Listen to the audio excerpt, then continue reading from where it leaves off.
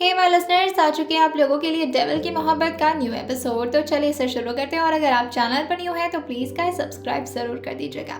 तो चलिए शुरू करते हैं। अब तक की कहानी में आप लोगों ने सुन लिया था कि संजना, जिसकी टीचर उसे समझाते हुए कहती हैं, संजना ये अपॉर्चुनिटी तुम्हें बार बार नहीं मिलेगी, वो बहुत ही पहुँचे हुए इंसान है और तुम्हें पता है कॉलेज के 70% ओनर है वो। अगर बड़े लोगों से मिलोगी तभी तो तुम्हारा टैलेंट उन्हें समझ आएगा। संजना अपना सिर हाँ में हिलाते हुए कहती है, ओके मैम। वही टीचर जो संजना से कहती हैं, संजना ये तुम्हारे सेकेंड ईयर का लास्ट सेमेस्टर चल रहा है और मैं चाहती हूँ कि तुम अच्छी सी जॉब ले लो, वो भी पढ़ाई करते वक्त ही। तुम्हारे घर की कंडीशन बहुत ही ख़राब है and I am really worry about it. Sanjana के सारे टीचर संजना को बहुत ही माना करते थे। एक तो इस वजह से क्योंकि वो बहुत ही ज़्यादा टैलेंटेड थी और पढ़ने में बहुत अच्छी थी, और दूसरा इस वजह से भी क्योंकि उसके घर की कंडीशन के बारे में सबको अच्छे से पता था और सब अच्छे से जानते थे कि कुछ महीने पहले ही संजना के डैड की डेथ हो चुकी है और किस तरह से उसकी मॉम सब कुछ संभाल रही हैं, उसके बारे में सारे टीचर्स को ऑलरेडी सब कुछ पता था। संजना भी अपने सीट पर बैठ जाती है। वहीं बगल में मेहर, जो लगातार संजना को परेशान करते हुए कहता है, स्पीच याद कर लो यार, वरना वाइस प्रिंसिपल मेरी बहुत कुटाई करेंगे। संजना जो कहती है, सीरियसली तुम्हें अपनी कुटाई की पड़ी हुई है, मैं याद कर लेती हूँ, और वैसे भी याद क्या करना है, मैंने खुद ही लिखा है, बस पढ़ लूँगी। मुझे वेलकम भी करना पड़ेगा। कि तभी वो टीचर जो दोबारा संजना के पास आते हुए कहती हैं, एक काम करो तुम ये ड्रेस चेंज कर लो। संजना जो कहती है, मैम पर प्रॉब्लम क्या है, कुर्ती जीन्स में कोई दिक्कत है? संजना की बात सुनकर वो टीचर कहती हैं, अरे इतने बड़े चीफ गेस्ट आ रहे हैं, उनका वेलकम करने के लिए तुम ये पहन कर जाओगे स्टेज पर? नहीं संजना, मैंने अरेंज करवा दी है, तुम साड़ी पहन लो। संजना जो कहती है, मैम मुझे साड़ी पहनना नहीं आता। टीचर जो कहती हैं, स्टाफ तुम्हारी मदद कर देगी संजना, आ जाओ। जितनी भी वेलकम गर्ल हैं, जो भी उनका वेलकम कर रही हैं, वो सारे लोग साड़ी पहन, तो आई थिंक सो कि तुम्हें भी साड़ी पहनना चाहिए, आ जाओ मेरे साथ। संजना जो देखती है कि काफ़ी खूबसूरत तरीके से कॉलेज को आज सजाया जा रहा है। आज कॉलेज में काफ़ी बड़ा फंक्शन होने वाला था। ओनर के आने की वजह से या किस वजह से, इस बारे में संजना को कोई खबर नहीं थी। संजना जो इस मामलों में काफ़ी ज़्यादा इंटरेस्ट नहीं लिया करती थी, और अगर बात कॉलेज में किसी पढ़ाई या किसी कंपटीशन की चल रही हो तब संजना हमेशा उसमें आगे रहा करती थी और उसके बारे में तो हर इन्फॉर्मेशन संजना को पता होती थी। संजना जैसे उस टीचर के साथ अपनी क्लास से बाहर निकलती है, वो देखती है हॉल एरिया में बहुत अच्छे से तैयारी चल रही है। वहीं वो टीचर संजना को स्टाफ रूम के पास ले आती हैं और कहती हैं, चलो हम तुम्हें तैयार कर देते हैं। संजना जो कहती है, साड़ी पहनना ज़रूरी है मैम। संजना की बात सुनकर वहाँ पर 2-3 टीचर्स और खड़ी थी। वो संजना को स्टाफ रूम के अंदर लाते हुए कहती है, हाँ संजना ज़रूरी है, और ये बोलकर वो उसके लिए साड़ी निकालती हैं और कहती हैं, आई थिंक रेड और ब्लैक का कॉम्बिनेशन अच्छा लगेगा ना। वहीं 2 से 3 टीचर मिल करके संजना को साड़ी पहनाना स्टार्ट कर देती हैं।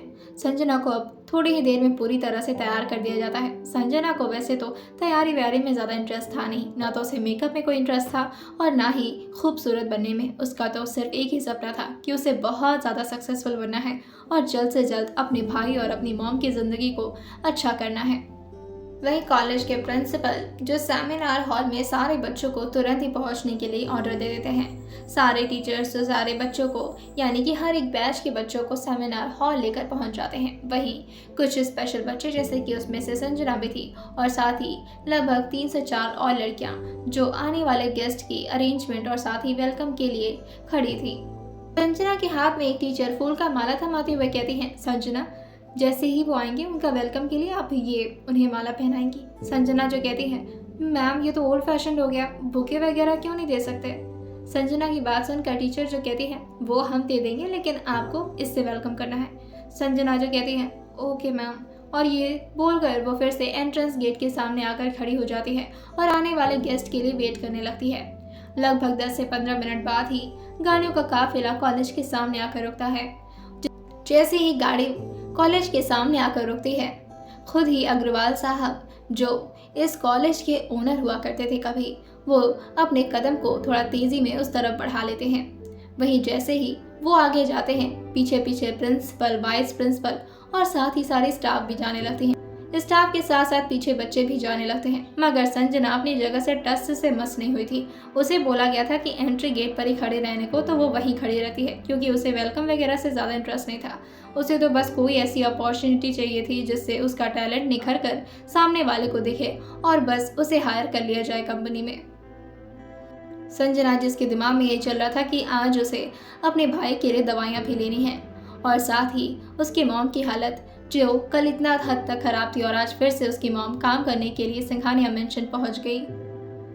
हजार टेंशनों के साथ जीती थी संजना, और जीती भी क्यों ना, बड़ी बेटी थी वो घर की, और साथ ही उसकी जिम्मेदारी थी, साथ ही उसका भाई और उसकी मॉम जो संजना की वजह से इतना कुछ सफ़र कर रहे थे, ऐसा संजना को लगता था।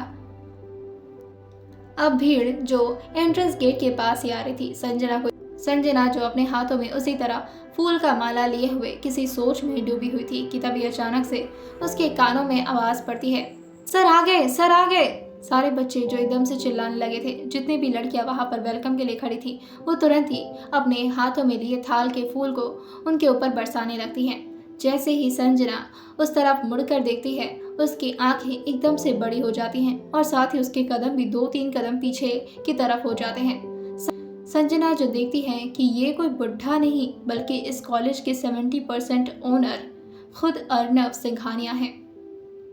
जैसे ही संजना ने अर्नव को देखा था, उसके होश एकदम से उसके दिमाग से उड़ चुके थे और उसकी बॉडी एकदम से अपनी जगह पर ही खड़ी हो गई थी, जैसे वो अपने बॉडी को चाह कर भी इधर से उधर ना हिला पा रही हो।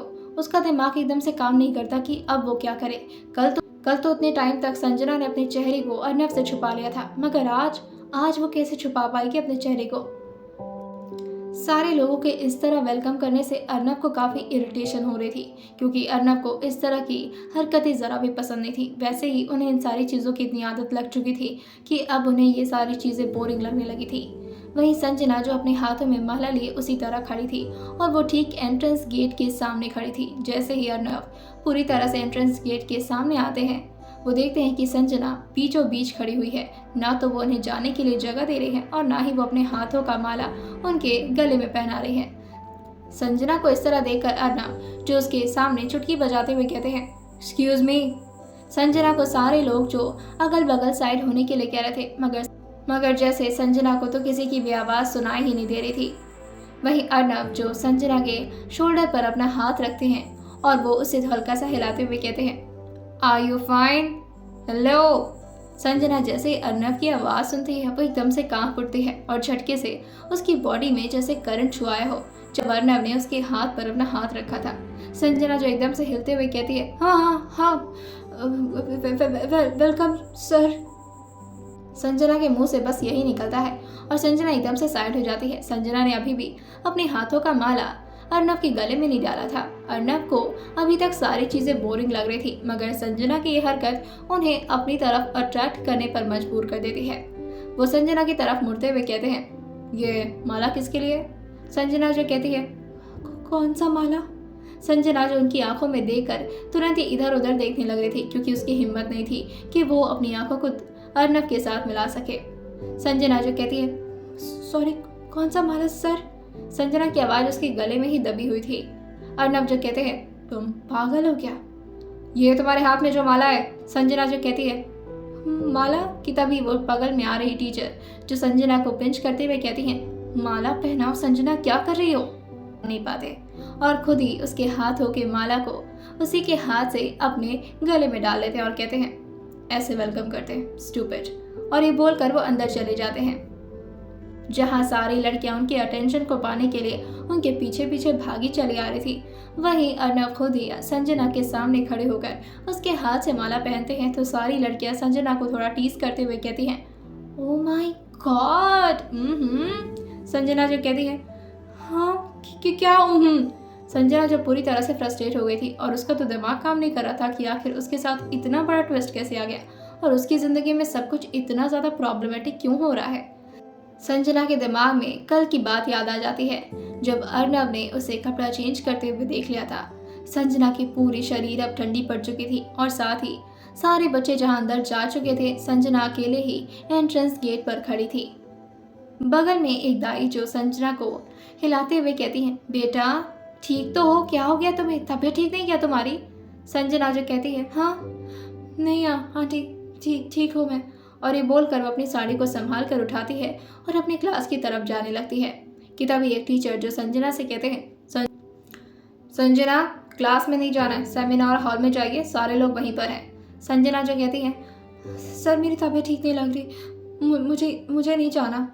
कि तभी वो सर जो बहुत ही स्ट्रिक्ट थे वो संजना से कहते हैं, संजना नो एक्सक्यूज, जाइए सेमिनार हॉल। संजना जो कहती है, ओके सर। संजना के दिमाग में बस एक ही बात चले जा रही थी कि कहीं अर्नव उसे पहचान ना ले, और अगर उसे वो पहचान चुके होंगे तब क्या होगा। संजना आखिर कैसे फेस कर पाएगी अर्नव को।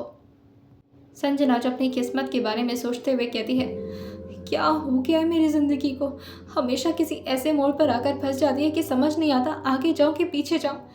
अब तो उन्होंने मुझे पहचान भी लिया होगा, और अगर कल उन्हें मेरा चेहरा नहीं, उन्हें काश मेरा चेहरा याद ना हो, वरना वो क्या सोचेंगे मेरे बारे में। अर्नव जो सेमिनार हॉल के बीचों बीच स्टेज पर आकर कहते हैं, so every student of this college and every staff, मैं सबको इन्फॉर्म कर दूं कि I am going to be the director of your college. 70% college को ओन करने के बाद इट्स माई रिस्पॉन्सिबिलिटी कि मैं इस कॉलेज को पहले से भी और ज़्यादा बेहतर बना सकूं। तो यहाँ पर अब डिसिप्लिन और ज़्यादा टाइट होंगी, और साथ ही यहाँ के रूल्स भी। Getting my point? सारे बच्चे अपना सिर हाँ में हिला देते हैं। अर्नव जो सारे बच्चों से कहते हैं, एंड वन थिंग मोर, अभी तक यहाँ पर स्कॉलरशिप की कोई सिस्टम नहीं थी, तो मैं आते ही अनाउंस करना चाहता हूँ कि अगर यहाँ पर कोई बच्चा जो सच में बहुत ज़्यादा टैलेंटेड है तो उसे स्कॉलरशिप दी जाएगी। It really never matter for me कि यहाँ पर बड़े घराने के बच्चे ही पढ़ें। Actually the matter of this college and the purpose of this college is कि यहाँ पर जिसके अंदर टैलेंट है वही पढ़ सके। Getting my point? सारे बच्चे जो खुश होकर अर्नव के लिए क्लैप करने लगते हैं। संजना के बगल में बैठी लड़की जो संजना के शोल्डर पर मारते हुए कहती है, कितने हॉट डायरेक्टर हैं यार, ये रोज़ हमारे कॉलेज में आएंगे, भाई हमारा तो दिन बन जाएगा, इतना हैंडसम लड़का तो हमारे पूरे कॉलेज में कोई नहीं है ना। संजना जो इस वक्त अर्नव से अपने चेहरे को ऑलमोस्ट छुपाने की ही कोशिश कर रही थी, जैसे अगर अर्नव ने संजना को ठीक से देख लिया तो ना जाने क्या ही हो जाएगा। वो इस बात को तो भूल ही चुकी थी कि वो खुद ही उनका वेलकम की है, और अर्नव ने उसके चेहरे को ऑलरेडी नोटिस कर लिया है। मगर संजना जो समझ नहीं पाती कि अब वो कैसे बचेगी अर्नव से, अब तो रोज उससे अर्नव को फेस करना पड़ेगा। वहीं अर्नव को चीफ गेस्ट के सीट पर बैठाया जाता है, और एक टीचर जो संजना को इनवाइट करते हुए कहते हैं, Sanjana Sharma please come on the stage for your speech. Sanjana जिसे तो याद ही नहीं था कि उसे स्पीच में क्या बोलना है, उसका दिमाग तो अर्नव ने अपनी तरफ पूरी तरह से ग्रैब कर लिया था। संजना की फ्रेंड जो उसे बगल में मारते हुए कहती है, हे जा लड़की, क्या कर रही है। संजना जो कहती है, मुझे नहीं जाना, मुझे कोई स्पीच याद नहीं यार, मुझे नहीं जाना। वहीं बगल में उसके महर भी बैठा था दूसरे साइड में। वहीं उसके दूसरे साइड में महर भी बैठा हुआ था। महर जो संजना का हाथ उठाते हुए कहता है, शी इज हियर। संजना जो जितना छुपने की कोशिश कर रही थी, वहीं महर उसे पूरी तरह से एक्सपोज कर देता है। संजना को अब अपनी साड़ी को संभालते हुए स्टेयर से उतरते हुए स्टेज पर जाना ही पड़ता है। संजना जो मन ही मन महर को इतनी सारी गालियां दे रही थी, बस वो मुंह पर नहीं लाना चाहती थी। वो जैसे तैसे करके स्टेज पर पहुंच तो जाती है, मगर ठीक उसके सामने अर्नव बैठे हुए थे। अर्नव जो संजना को अब जाकर ध्यान से देखे थे, उस वक्त तो वेलकम के टाइम तो वो संजना की स्टूपिडिटी से ही परेशान हो गए थे। जैसे ही वो संजना को ध्यान से देखते हैं, उसकी आंखें जो अर्नव को कुछ याद दिलाने लगती हैं। साथ ही अर्नव ने उसके नाम पर फोकस किया, संजना शर्मा। अर्नव के बगल में ही अग्रवाल साहब बैठे हुए थे। वो अर्नव को देखकर कहते हैं, बहुत टैलेंटेड बच्ची है सर, ये बहुत ही ज़्यादा तेज है। अर्नव जो उसे देखकर कहते हैं, देखते हैं। और ये बोलकर वो संजना की आवाज़ और साथ ही उसके स्पीच का वेट करने लगते हैं। संजना के तो पूरे हाथ पैर कांप रहे थे, वो क्या ही स्पीच दे पाती। वो जैसे तैसे करके अपने हाथ में माइक को पकड़ती है और मुश्किल से कहती है, good morning everyone, my name is Sanjana ma'am, I am MBA student of second year Sanjana इस तरह से कभी भी बात नहीं किया करती थी, मगर इस वक्त उसकी सिट्टी पिट्टी पूरी तरह से गायब हो चुकी थी।